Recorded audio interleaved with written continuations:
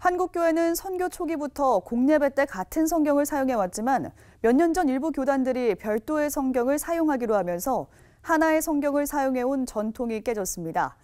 그런데 최근 성경 번역본을 놓고 벌어진 저작권 관련 재판이 마무리되면서 하나의 성경을 사용하는 전통을 회복할 수 있을 것으로 관심이 모아지고 있습니다. 최경배 기자입니다.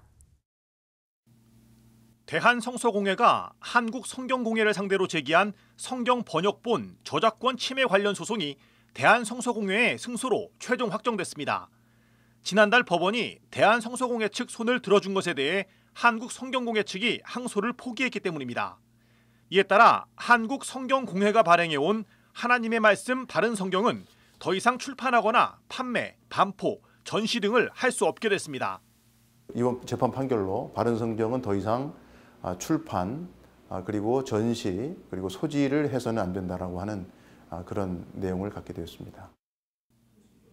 개역 개정판 성경의 창작성을 인정한 이번 판결은 같은 성경으로 신앙을 고백해온 한국교회의 전통을 되돌아보게 합니다.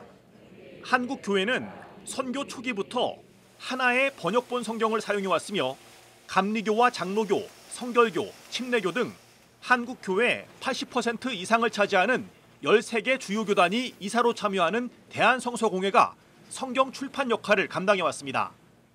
그런데 1993년 표준 세번역 성경이 발간된 이후 일부 보수교단들이 신학적 입장에서 받아들일 수 없다며 성경공회를 창립했고 2007년 12월 하나님의 말씀 바른 성경을 발간함으로써 선교 초기부터 하나의 성경을 사용해온 전통이 깨졌습니다.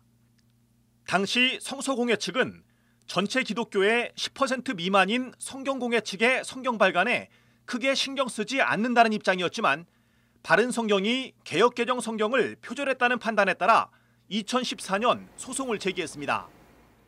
한국교회 대다수가 사용하는 개역개정 성경을 일부 고쳐서 성경을 출판하는 일을 묵인할 경우 한국교회의 분열과 혼란을 부추길 수 있기 때문입니다.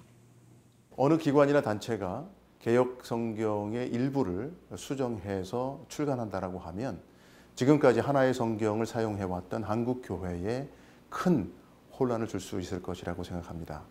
이번 판결로 인해서 대한성서공회는 그 하나의 성경을 사용해왔던 이 아름다운 전통을 계속 지켜나갈 것이고요. 이 본문을 확고하게 지켜나갈 것입니다. 어느 나라보다 교단 분열이 심각하게 드러나고 있는 한국교회가 분열을 극복하고 일치를 이루기 위해선 먼저 공예배 때 하나의 성경을 사용해온 전통을 잊지 말아야 한다는 지적입니다. CBS 뉴스 최경배입니다.